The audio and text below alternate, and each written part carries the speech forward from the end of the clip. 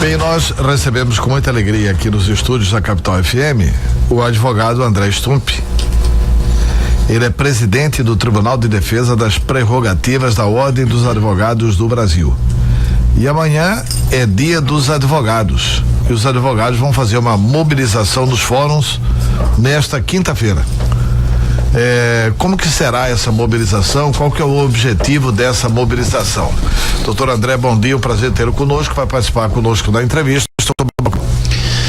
Bom dia, Antero, bom dia, Mauro, bom dia a todos da equipe da Rádio Capital, bom dia aos advogados, às advogadas do estado de Mato Grosso, bom dia, ouvintes.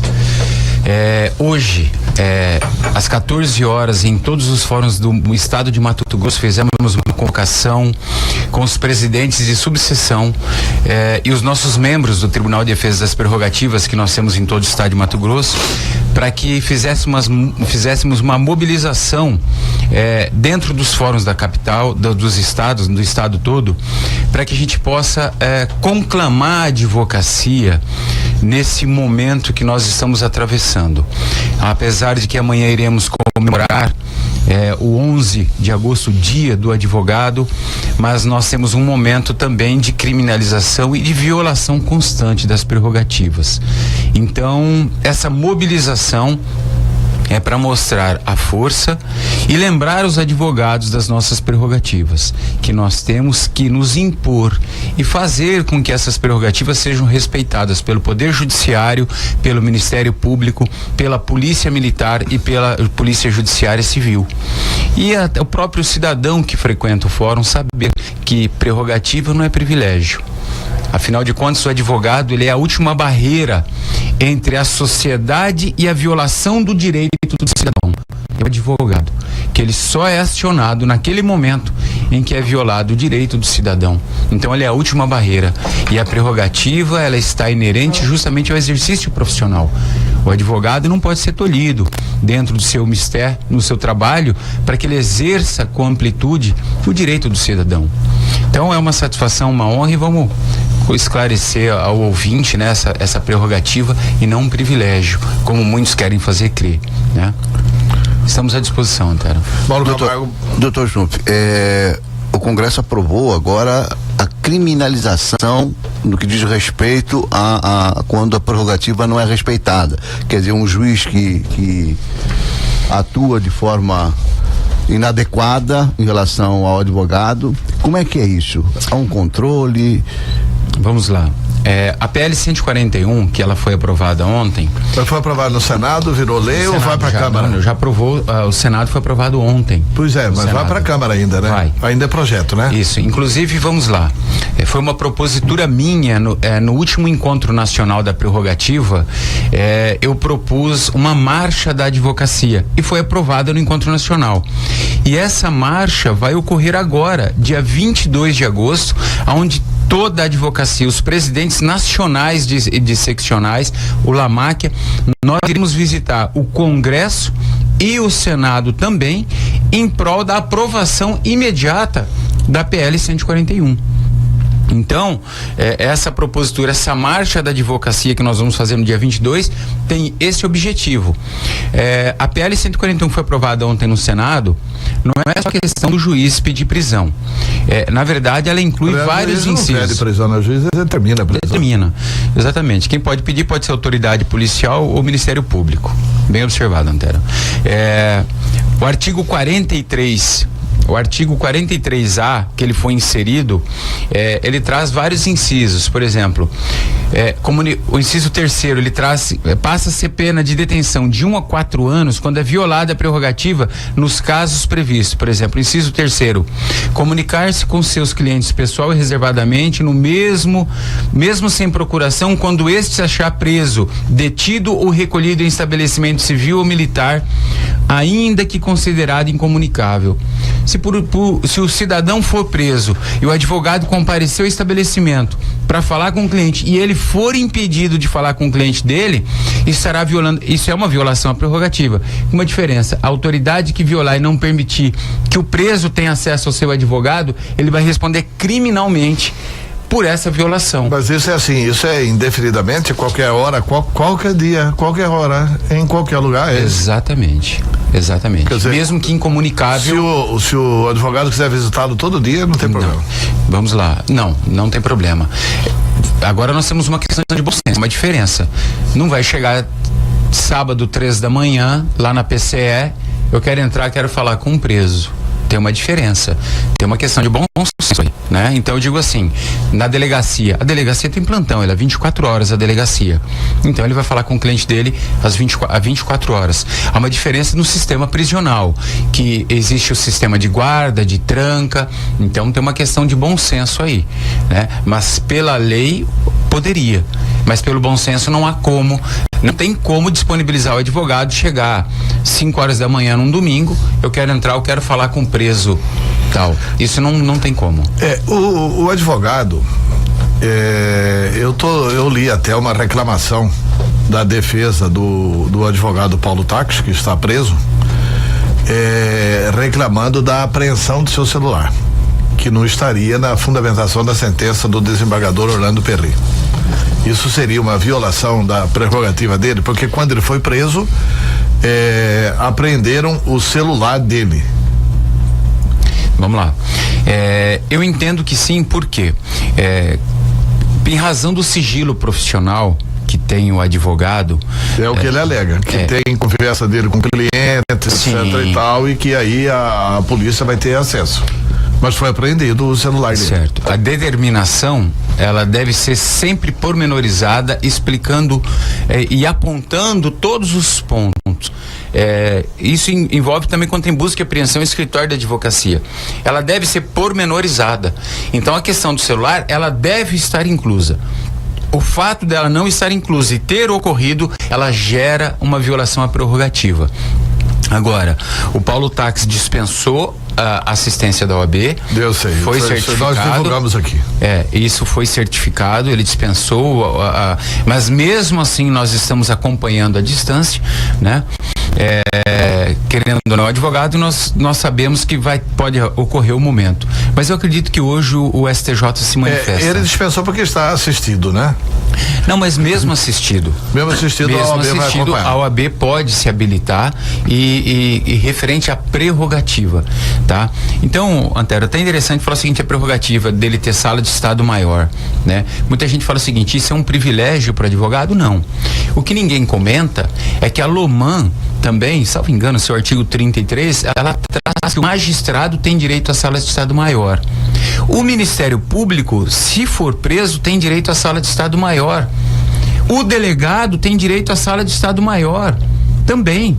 E tá tudo errado. O oficial da PM também. A Polícia Militar tem um presídio próprio. Então, o que eu quero dizer, se fala muito em advogado porque nós somos um número muito maior do que... Mas essa questão não está errada, doutor. Eu, por exemplo, a época em que estive senador, não em relação especificamente a advogado, etc e tal, mas eu lutei muito por uma situação que existe no Brasil que é extremamente deplorável. Quem tem diploma de curso superior não vai para o presídio. Vai para outro lugar. Até transitar em julgado. Até transitar em julgado. Até transitar em julgado. Até transitar em julgado. Que não tem diploma, vai para o presídio. Até transitar em julgado. Bom, então eu vou botar o meu ponto de vista. Aí, na minha opinião, são seres humanos iguais. Eu sei, mas aí eu te digo o seguinte, como que um juiz criminal... Porque o cidadão não estuda para se livrar da prisão, né? O cidadão estuda para estudar, né? Não, eu vou estudar, pelo menos eu vou ter cadeia especial. Tá? Pelo amor de Deus, né? Não é para isso, né? Mas eu digo o seguinte, como que um juiz criminal que julgou, condenou um delegado que cansou de prender vários meliantes, vai para dentro de uma penitenciária junto com aqueles que ele prendeu? Ele não tem segurança alguma. Porque é o seguinte, Antero, nessa discussão, eu vou voltar um pouco na discussão que nós tivemos referente a essa prisão em segundo grau, que seria justamente quando o Supremo foi por 6-5, o Supremo decidiu que a presunção de inocência, ela só ia até a segunda instância. A partir de segunda instância poderia o cidadão já recolher-se preso, uma execução provisória. naquela decisão, aquele processo estava sendo enfrentado, havia uma liminar concedida pelo ministro Marco Aurélio de Mello, onde ele diz o seguinte na decisão dele: as decisões que chegam ao STJ, há uma reforma em média de 42% das decisões advindas de primeira e segunda instância ao STJ, as decisões criminais. No Supremo, ela cairia para 36% das decisões, elas eram reformadas. Eu lhe pergunto, o senhor sabe quanto tempo fica um processo dentro do STJ para ser julgado? E dentro do Supremo? E aí o cidadão fica preso, ele fica aguardando preso, e aí, se ele estiver dentro desse contexto dos 36% ou dos 42% no STJ, em que é reformada a decisão, aí ele vai pra rua depois de ter ficado 4, 5 anos preso, dentro de um sistema prisional que não é uma maravilha. Tá, mas o senhor sabe que o Brasil recentemente assinou, sim, 10 anos atrás, 15 anos atrás, recentemente. O Brasil foi signatário do Pacto do São José da Costa Rica, e o mundo inteiro estabelece o duplo grau de jurisdição, que todo cidadão tem direito a 2 graus de jurisdição. Se ele for condenado no primeiro e no segundo grau, no mundo inteiro ele começa a cumprir pena. Quer dizer, e é um tratado de direitos humanos. Sim, eu sei. E é um tratado de direitos humanos. E as pessoas, porque do contrário também, basta ter um bom advogado, manobra recursos. O Luiz Estevam manobrou 46 recursos, disse aqui o ministro Gilmar Mendes, né? O Luiz Estevam manobrou mais de 46 recursos e nunca ia preso. Quer dizer, então é uma situação também que prosperaria a impunidade, né? Mas vamos lá. Se você não estabelecer a prisão, né? A nossa Constituição promulgada em 88. Porque se for isso aí para julgar até o último grau de jurisdição, trânsito, eu acho que houve um avanço da prisão provisória depois do segundo grau. Então, Antero, vamos lá. Uma observação é que a nossa Constituição de 88, ela veio pós um regime militar. E o que as pessoas, eu venho falando, e às vezes o cidadão compreender quando se fala que a liberdade é a regra, a prisão é uma exceção, tá? Então, quando você citou o Pacto de São José da Costa Rica, ok. Nós temos na Constituição não só o princípio da presunção de inocência, assim como também outros 2 princípios que ninguém poderá ser considerado culpado sem uma sentença penal transitada e julgado, é justamente porque pós-período militar a regra é a liberdade, a prisão é uma exceção. Todo mundo não se sabia até onde poderia durar essa liberdade ou essa democracia, em razão de um regime militar que antecedeu. Então, por isso que a nossa Constituição trouxe a regra, é a liberdade, a prisão é uma exceção. Então, por isso que hoje poucos se assustam e dizem o seguinte: a lei, ela é pouco aplicada, ou excesso de recurso, a pessoa responde para chegar até o Supremo. Mas como dizíamos antes, se os prazos processuais fossem cumpridos, o réu seria julgado num tempo correto. Se os tribunais julgassem os recursos mas está na Constituição também, a razoável duração do processo. Isso. Cuja razoabilidade não se mede, né? Porque quanto tempo fica? Aí eu lhe pergunto, você vai pagar essa conta, você põe para o cidadão pagar? Ou seja, como assim o cidadão? Pega o princípio da presunção de inocência e a partir de segundo grau ele já vai preso, ele passa a responder o processo preso. E aí quem está pagando a conta é o cidadão. E o princípio de presunção na Constituição, lei maior do país, ela é ignorada. Ao passo que deveria se dar uma prioridade, ou que seja, aumente o número de juízes ou ministros e julgue com maior celeridade e dê a prioridade a esses processos. Eu entendo o seguinte, que a Constituição foi reformada com a decisão do Supremo e também com o Pacto de São José. Por isso que está podendo prender, os próprios Supremo, interpretando a Constituição, disse que pode prender depois do duplo grau de jurisdição. Certo. Mas eu queria retomar esse assunto da PL, Antero, doutor Snoop, porque assim, há uma grande discussão. O Ministério Público reclama muito quando se fala em punir membros do Ministério Público por exercerem de forma exagerada, exacerbada, às vezes até com uma certa dose de maldade, as suas funções, né? Extrapolam as suas funções. Essa mesma choradeira aí não vale em relação à questão dos advogados, das autoridades que violam, eventualmente violam as prerrogativas do advogado. Por exemplo, um juiz que impede que o advogado exerça a sua função normalmente num fórum, etc. O juiz vai reclamar, opa, não posso ser punido por isso. E o advogado agora vai ter essa possibilidade de cobrar a punição de quem viola. Isso. Vamos lá. Pela PL, a OAB ela vai funcionar como um assistente, ela vai poder apresentar ao Ministério Público, fazer a sua representação ao Ministério Público para que ele acione como titular da ação penal, entre com a ação penal. Mas vamos lá. Dependendo da autoridade infratora, nós sabemos que tem um foro. O juiz vai para o Tribunal de Justiça, assim como se for um membro do MP, é o Tribunal de Justiça quem julga, processa essa ação, né? Não é membro do Ministério Público, não é STJ, não? É TJ? TJ, inicialmente é aqui. Ah, tá. Inicialmente é aqui no TJ, tá? Então o que vai ocorrer?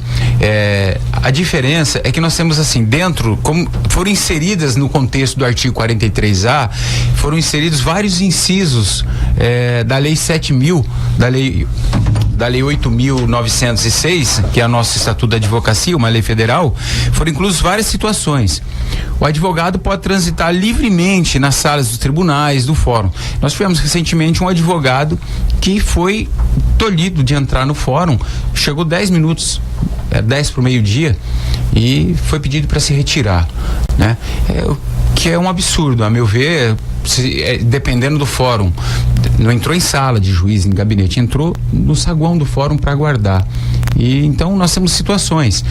Uma outra situação importantíssima: acompanhar lavratura de boletim de ocorrência. Hoje nós temos um problema absurdo.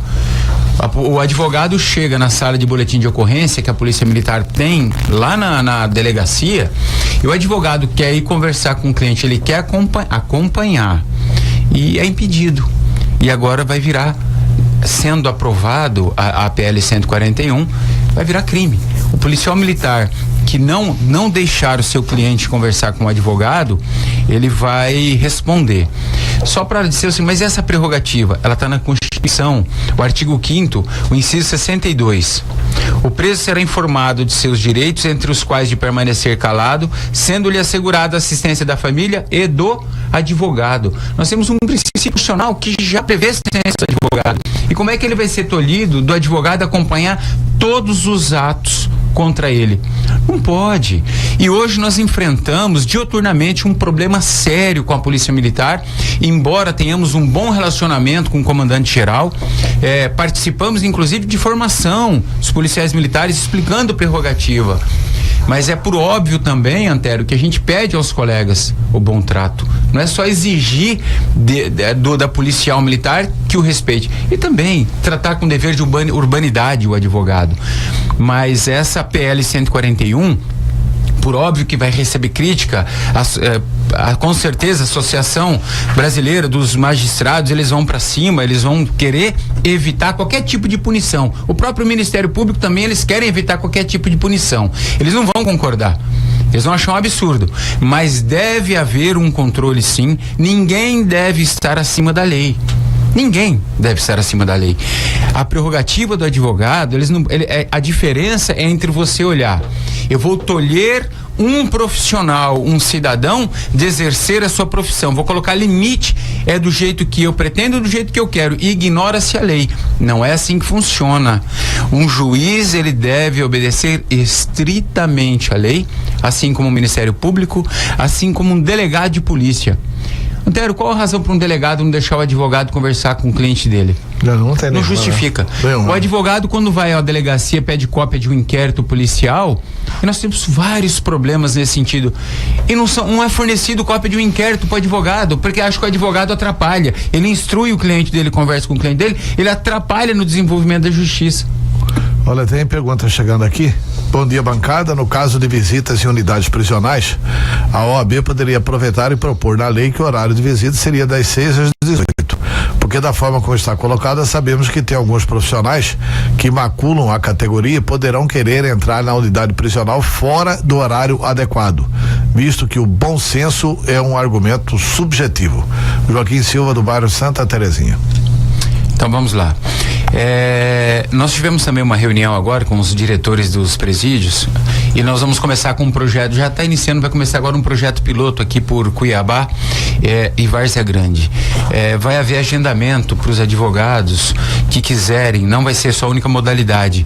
Então você vai poder mandar um e-mail, já está criado o e-mail, manda um e-mail dizendo, olha, quinta-feira às 8 horas, existe o horário, tá? Que é das 8 até às 11h30. Existe um sistema dentro da PCE que às 11 horas eles começam a servir a marmita, então tem que recolher quem está fora da tranca, eles têm que recolher de novo para servir o almoço. Por quê? O preso também não quer sair depois das 11, porque se ele ficar fora, ele fica sem a marmita, sem o almoço dele. Então eles querem retornar antes, quando às 11 começa a servir o almoço. E aí, isso vai até a 1h. Só que tem a questão do almoço dos agentes prisionais. Então existe essa regra de horário de 1 às 5h30, na verdade, está escrito às 18, mas não é às 18, porque às 5h30 eles começam a fechar as trancas, correr todos os raios e fechar todos os raios. Só que eu penso que agora, com a questão do agendamento, alguns advogados não gostaram. Eu particularmente acho fantástico. Hoje todo mundo trabalha agendado. Você tem agenda, sabe que tal dia você tem audiência, horário.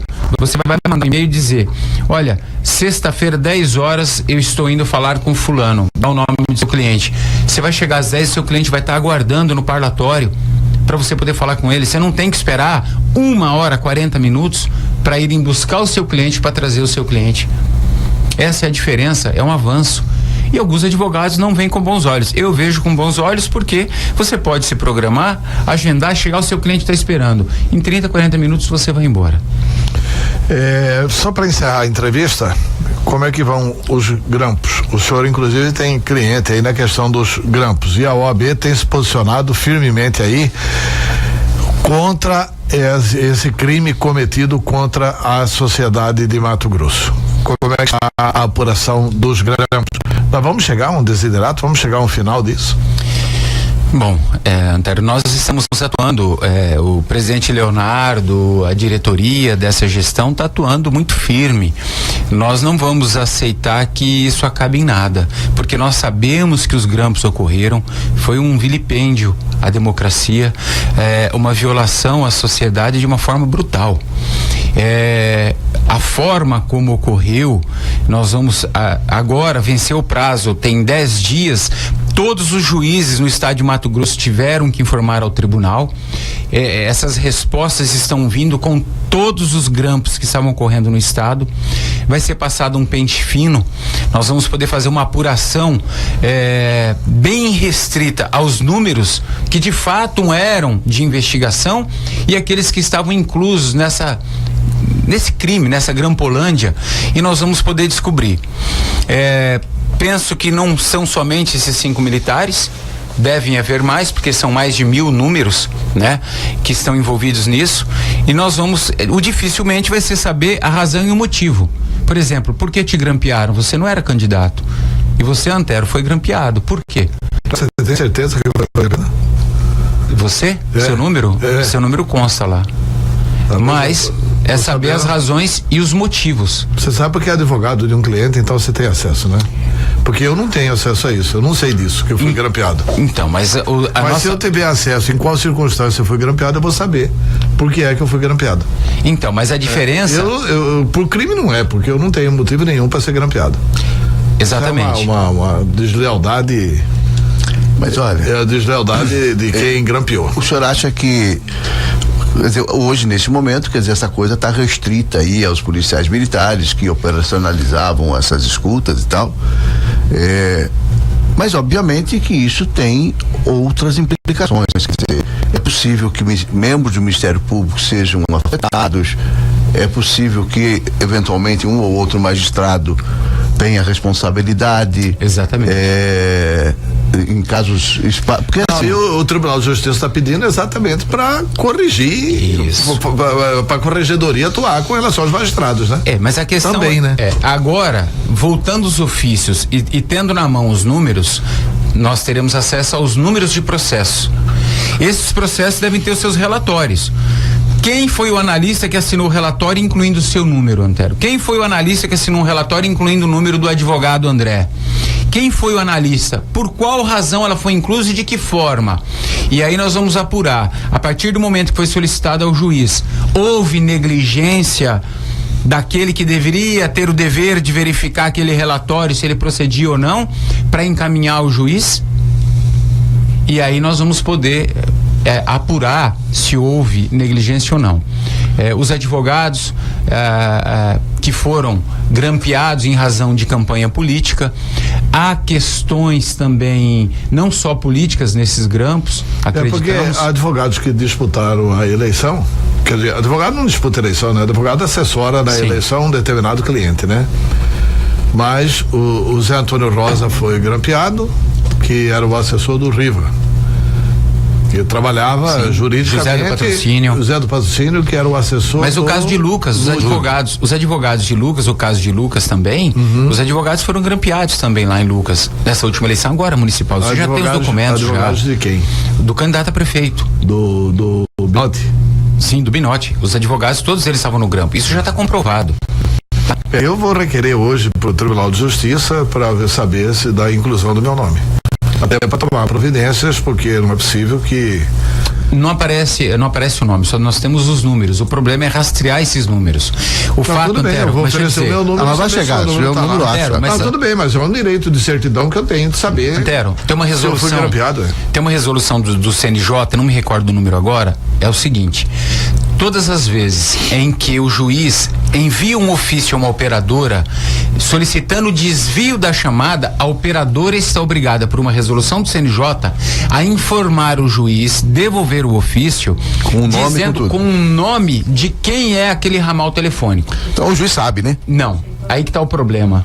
Eu conversando e olhando, vendo com o processo.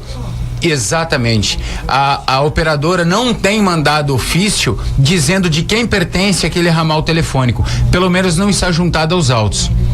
Então é por isso que essa investigação vai ficar, nós temos que apurar essa responsabilidade e saber por que a operadora não cumpriu a determinação do CNJ. Porque é muito simples. Se ela falar, não, eu cumpri, eu mandei para o juiz, me dá o comprovante. Porque é uma lenda, o artigo 3º da Lei de Introdução do Código Civil.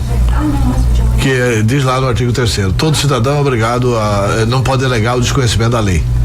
Essa história que todo mundo conhece todas as leis, cá pra nós, não é verdadeira, né?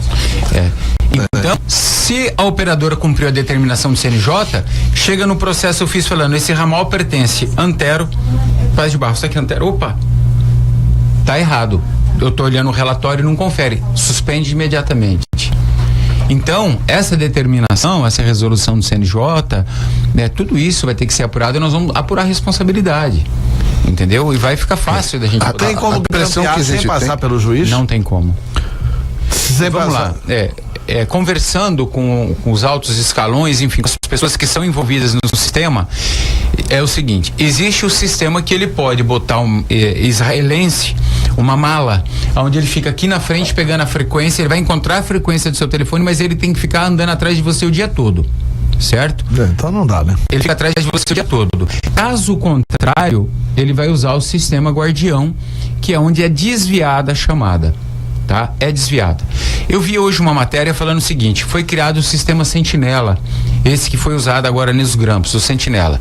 Um sistema frio, não. O sistema Sentinela, ele foi desenvolvido como um software para concorrer com o Guardião. A empresa que desenvolveu o sistema Sentinela para ser concorrente do Guardião, que custa caro ao Estado. Ninguém levanta ou vai atrás, custa caro ao Estado, muito caro, tá? E o sistema Sentinela veio para ser melhor e custar menos aos cofres públicos. Se desse certo, acredito que ainda é um projeto que vão querer implantar e vão vender para todo mundo, sistema Sentinela. Mas esses grampos aí foram no Guardião? Não, foram feitos Sentinela também. Parte deles. parte deles, não podemos definir quantos, até onde eu tenho acesso, poucos deles foram usados o sistema Sentinela.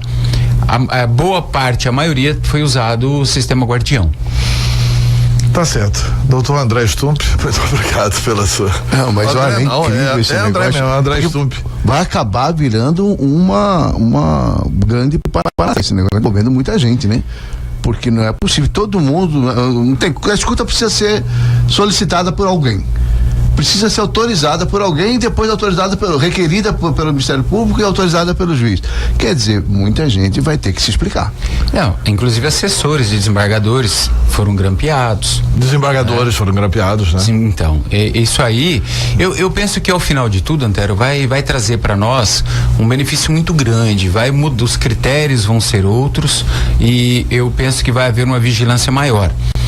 O que causa um pouco de estranheza é que há comentários e que haja troca entre estados. Um estado faz o serviço de grampo para o outro. Pode existir escritórios em outro estado aí, fazendo para esse. Por quê? Aí a coisa. Vou dar um exemplo. Aí isso aí é crime organizado, né, doutor? Não, para aí. Aqui teve. Mas isso é crime organizado. Aqui teve, no caso da Roseli Barbosa, teve vários telefones de outros estados. Porque quando o juiz olha outro estado, ele não sabe quem é. Não vem o número, ele não sabe do que se trata. Então, vai saindo a investigação. Pois é, mas autorizou, a doutora autorizou aqui. Então, mas não estou dizendo que esse é o caso dela. Mas uma possibilidade. O caso da operação Ouro de Tolo, né? Ouro de Tolo, foram autorizados 17 nomes, 17 ramais telefônicos, muitos dos quais de outros estados, né? Agora, pedido pelo Ministério Público, a juíza confiou e autorizou. Enfim. Bom, eu penso que ao final de tudo isso, os critérios, embora já estão previstos na lei, mas vai haver uma observância maior e uma responsabilização agora muito maior por parte daqueles que, enfim, têm o poder da caneta de determinar essa forma, esse sigilo, né? E essas investigações, elas vão trazer muitos benefícios à sociedade e a nós todos. Uma cobrança maior, um rigor maior da aplicação da lei, que já está aí, já existe, né? Mas vai ser bom. Tá bom. Doutor André, obrigado. E para finalizar, um bom dia do advogado amanhã. Eu agradeço, Antero, agradeço Mauro, toda a equipe aqui da Rádio Capital, e quero dar uma mensagem aos advogados, advogadas e estagiários inscritos na Ordem dos Advogados do Brasil. É com muita honra, muita satisfação que presido um Tribunal de Defesa das Prerrogativas. A ordem, essa gestão, ela não se cansa de trabalhar para que o advogado, o profissional, tenha o respeito devido ao nosso mistério da profissão. Nós temos a honra e a satisfação de exercer um munus público, de defender a sociedade quando ela é ofendida no âmago do seu direito. Então, caro advogado, cara advogada, estagiário, a Ordem dos Advogados do Brasil parabeniza os senhores. O Tribunal de Defesa das Prerrogativas está à disposição dos senhores para que possamos juntos defender todo o direito do advogado, a nossa prerrogativa de defender o cidadão brasileiro das violações que eles sofrem diuturnamente. Nós estamos juntos e digo a cada um dos senhores, a Ordem dos Advogados do Brasil são vocês representam a Ordem dos Advogados do Brasil. Em todos somos um. A OAB representa todos vocês. Parabéns pelo Dia do Advogado, parabéns pela brilhante profissão que escolheram. E agradeço a todos vocês pela confiança e digo, estamos juntos e à disposição do cidadão também, para poder defendê-los dos desmandos que vêm sofrendo no dia a dia. Parabéns aos advogados e às advogadas e contem sempre com a Ordem e com esse Tribunal de Defesa das Prerrogativas que está à disposição dos senhores. Parabéns pelo dia. Obrigado, Antero. Tá, muito obrigado, doutor André.